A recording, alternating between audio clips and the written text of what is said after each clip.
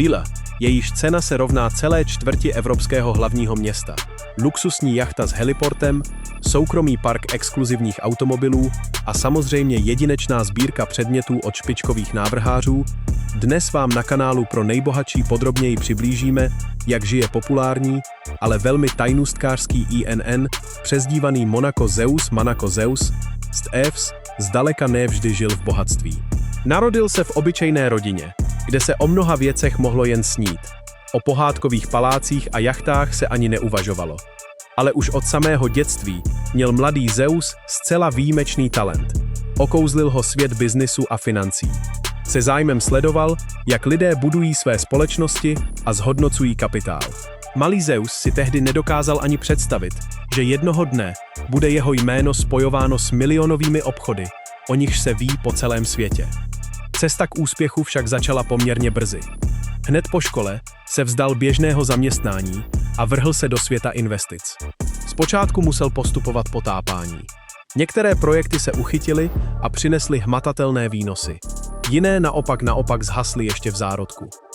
Ale už ve svých 20 letech se Zeus odvážil investovat většinu svých příjmů do malé technologické společnosti. Když si mnozí ještě neuvědomovali, že potenciál digitální éry se teprve rýsovala na obzoru. A neprohrál. Společnost doslova vzlétla a její akcie začaly mít mnohonásobně vyšší hodnotu než původní cena, což Zeusovi zajistilo kolosální zisk. To však byl pouze první krok. S penězi z úspěšné transakce okamžitě začal rozšiřovat své portfolio do dalších oblastí. Nemovitosti, obchod s luxusním zbožím, rizikové investice do IT projektů a dokonce i investice do elitních značek hodinek. Jeho neuvěřitelný instinkt mu pomáhal nacházet skvosty tam, kde ostatní viděli jen rizika. Po několika letech se jméno Monaco Zeus začalo skloňovat v obchodních kruzích Evropy a poté i celého světa. Přisuzovali mu vzácnou schopnost proměnit jakýkoliv podnik ve zlatou žílu. Ve svých 30 letech se oficiálně zařadil mezi nejbohatších lidí planety a jeho jmění by stačilo na to, aby uživil malé evropské město. Sláva a bohatství Monaca Zeuse dnes působí jako něco jako legenda. Ale jak říkají jeho známí, za luxusními obleky a neobvyklými jachtami se skrývá člověk s fenomenálním intelektem a ohromující cílevědomostí.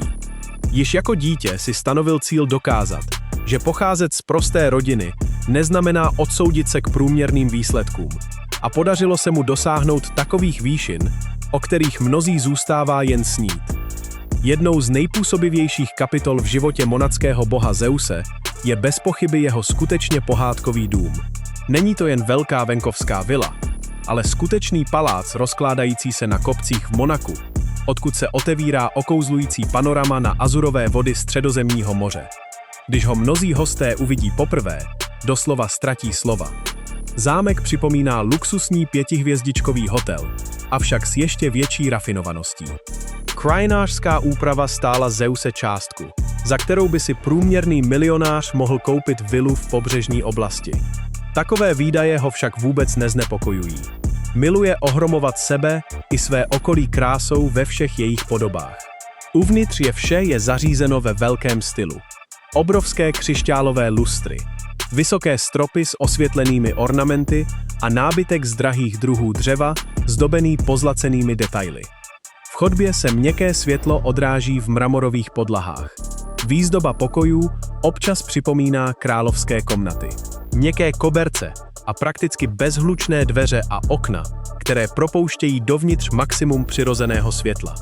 V tomto sídle je dokonce i vlastní lázeňský, s termálními lázněmi a malým vodopádem, který navozuje pocit pobytu v tom nejlepším lázeňském středisku. Třešničkou na dortu je však střešní bazén. Teplá voda, panoramatický výhled na moře, prostorná odpočinková zóna s barem. To vše proměňuje horní patro vily v místo, kde lze donekonečna vychutnávat slunce a krásu krajiny. Zde se často pořádají uzavřené večírky pro úzký okruh milionářů, hvězdných hostů a přátel rodiny. Říká se, že právě v takovém prostředí Zeus podepisuje své nejvýhodnější smlouvy a cítí se jako král na vrcholu světa. Co se týče obsluhy, ve vile pracují profesionální komorníci, pokojské a osobní kuchaři, kteří připraví pokrmy jakékoliv úrovně složitosti. Každý kout tohoto obrovského domu žije podle přísného rozvrhu, vše funguje naprosto dokonale jako švýcarské hodinky. A aby zachoval diskrétnost, obklopil se spolehlivou ochranou. Koneckonců tak luxusní životní styl vyžaduje zvláštní bezpečnostní opatření. Ale palác na pobřeží, to je jen část Zeusova impéria. Když si chce odpočinout od městského hluku a vydat se na mořskou plavbu, na scénu vstupují jeho neuvěřitelné jachty. A slovo neuvěřitelné zde není jen řečnický obrat. Počet plavidel v jeho flotile se neomezuje na jednu jachtu. Je jich několik a každá z nich představuje plovoucí palác s vlastní atmosférou a designovým konceptem. Některé jachty jsou tak obrovské, že se pro ně staví speciální mola, aby mohly kotvit v elitních oblastech Středomoří. Délka plavidel v některých případech dosahuje rozměrů fotbalového hřiště a někdy je dokonce převyšuje. Uvnitř kabin třídy Lux se nachází soukromé kino, prostorné obývací pokoje, restaurace se samostatnými VIP a dokonce i vlastní lázeňské zóny, aby byl odpočinek pohodlný a uvolňující. Jedna z nejznámějších jachet společnosti Zeus má vlastní heliport. To jí umožňuje přijímat hosty doslova ze vzduchu, nebo sama odletět na obchodní schůzky, aniž by ztrácela čas. V některých jsou také instalovány podvodní kajuty s panoramatickými okny. Jejich přesnou cenu společnost nezveřejňuje, ale odborníci se domnívají, že se jedná o desítky milionů. Samozřejmě to není jen luxus, ale i ukazatel společenského postavení. Vše, co se týká jachty monadského prince Zeuse, je provedeno v nejlepších světových tradicích. Od obložení drahými druhy dřeva a vzácným mramorem až po použití špičkových navigačních a bezpečnostních systémů. Život na palubě je samostatným potěšením. Pravidelně se zde konají soukromé večírky za účasti světových celebrit, ať už jde o hollywoodské herce, sportovce na špičkové úrovni, nebo dokonce členy královských rodin. Ti si cení soukromí, které poskytuje klidná hladina moře a možnosti odpočinout si od paparaci a ponořit se do luxusní atmosféry. Kuchyně na jachtách je pak skutečným gastronomickým zázrak. Vždyť v týmu pracují šéfkuchaři, kteří studovali na nejprestižnějších kulinářských školách v Evropě a Asii. Říká se, že některá jídla podávaná na jachtách stojí několik tisíc eur za porci. To hosty vůbec neznepokojuje, protože dostávají kulinářské skvosty světové úrovně. Zvláštní pozornost si zaslouží destinace. Zeus rád vyplouvá do Karibiku, na Maledivy, do klidné zátoky Řecka a Itálie a také se objevuje v elitních letoviscích na Azurovém pobřeží během významných akcí. Není to jen odpočinek, ale i příležitost navázat potřebné kontakty, protože kde jinde potkat zámožné lidi, než na festivalech v Cannes nebo během legendárních závodů v Monaku. Pokud se náhodou u monadského Zeuse objeví naléhavá záležitost vyžadující jeho osobní přítomnosti v jiné zemi, nebude procházet běžnou bezpečnostní kontrolou na letišti. Pro něj existuje mnohem exkluzivnější způsob cestování. Soukromá letecká doprava a on má k dispozici celou leteckou flotilu. Soukromé tryskáče a Zeus. To je skutečný etalon pohodlí. Kožená křesla doplněná zlatými a platinovými vložkami, prostorné salony vybavené nejen pro odpočinek. Uvnitř letadel je vše, co je potřeba pro plnohodnotnou práci i odpočinek. Samostatné ložnice, sprchové kouty, odpočinkové zóny a také ultramoderní multimediální systémy pro sledování filmů. Má se za to, že některé z jeho letadel mají hodnotu nejméně stejně vysokou jako ta nejdražší vila v samotné Evropě, protože jejich interiéry byly navrženy renomovanými designérskými ateliéry. Technika je navíc neustále obnovována na nejnovější modely. Pro kratší lety disponuje flotilou vrtulníků, které se ideálně hodí, pokud je třeba se rychle dostat na sousední ostrov, na sjezdovku sjezdovce lyžařského střediska, nebo prostě obejít městské dopravní zácpy. Vrtulníky jsou rovněž vybaveny pohodlnými křesly a moderními navigačními systémy. Samozřejmě je každý z nich zařízen ve firemním stylu majitele. Luxus a vytříbený design jsou patrné doslova ve všech detailech. Od opěrek hlavy křesel až po drobnosti na ovládacím panelu. Jednou z nejvíce působivých výhod letecké soukromé letecké dopravy je samozřejmě to, že se nemusíte přizpůsobovat letovým řádům leteckých společností. Zev může odletět v jakoukoliv vhodnou dobu, přičemž jeho tým pilotů je neustále v pohotovosti. Kontrolní a odbavovací procedury jsou omezeny na minimum a soukromé VIP terminály umožňují vyhnout se shonu velkých letišť.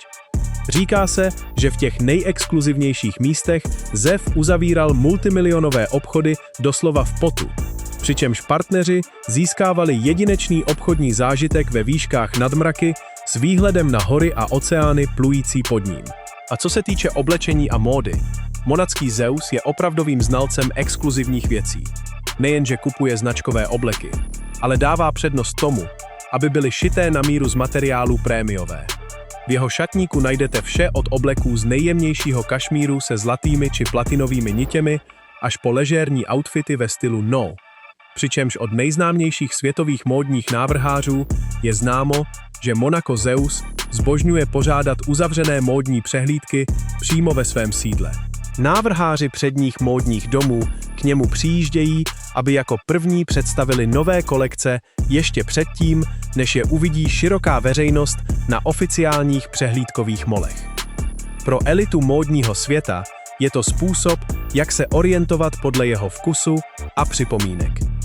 Nejvzácnější kousky bývají výhradně v jediném exempláři, speciálně pro Zeuse. Některé zvěsti tvrdí, že na tyto věci utrácí částky s 5 nulami. Nuly. Ale pořizuje si natolik jedinečné kousky, že jejich hodnota s časem jen roste. Stačí se podívat na jeho hodinky z limitovaných sérií předních švýcarských a francouzských značek, poseté drahokamy nebo vybavené mimořádně složitými mechanismy. Na oficiální akce si Zeus vybírá klasické obleky od světových módních domů, jako Gucci, Louis Vuitton, Prada, Ralph Lauren, které byly navíc speciálně upraveny tak, aby odpovídaly jeho stylu. Pokud však jde o společenskou party nebo víkend na jachtě, může si zde dovolit odvážné experimenty. Designové tenisky se zlatými detaily nebo stylové šortky z drahého denimu, vytvořené rovněž na míru. Díky této vášni pro módu o jeho vzhledu často píšou nejprestižnější lesklé časopisy, které uznávají Zeuse za ikonu stylu ve světě VIP osobností. Pokud jste alespoň jednou slyšeli o nejhlučnějších večírcích ve Středozemním moři, pak jistě víte, že monacký Zeus je proslulý svými grandiózními oslavami. Jeho sídlo se snadno promění v jeviště pro opravdovou show. Nádherná výzdoba květin a světelných instalací. K tomu ti nejlepší kuchaři a hudebníci. Ale i to bledne na pozadí jachet Nago. Představte si letní noc, klidné moře, třpitivé girlandy odrážející se ve vodě. Ve vzduchu se vznáší vůně těch nejvybranějších pokrmů. Šampaňské teče proudem, kolem tančí hollywoodské hvězdy a vypracovaní sportovci. Zatímco světově proslulý DJ rozhýbává paluby nezapomenutelnými sety. Cena takové akce dosahuje až 7 čísel. Oblibu si získaly jeho tematické večírky. Někdy pořádá maškarní plesy ve stylu benátských plesů, kde všichni přicházejí v luxusních kostýmech a tajemných maskách. Jindy to může být plážová oslava pod otevřeným s dekoracemi v podobě tropických ostrovů a skutečnými bazény postavenými přímo na palubách. Akce jsou pokaždé tak velkolepé, že po nich celé Monako celý týden vře diskusemi a přetřásá tyto prestižní městské události, jako je například slavná Grand Prix Formule 1. V těchto dnech se do Monaka sjíždějí mocní tohoto světa a Zeus tuto příležitost dovedně využívá k pořádání luxusních recepcí, na které se všichni těší. Říká se přitom, že umí nejen bavit, ale také hrát jemnou hru v zákulisí. Sjednává strategicky důležité obchody, zatímco jeho hosté jsou uvolnění a spokojení se životem. Nelze však zapomenout na další důležitou stránku osobnosti Monaka Zeuse, jeho neuvěřitelnou sbírku vzácných předmětů.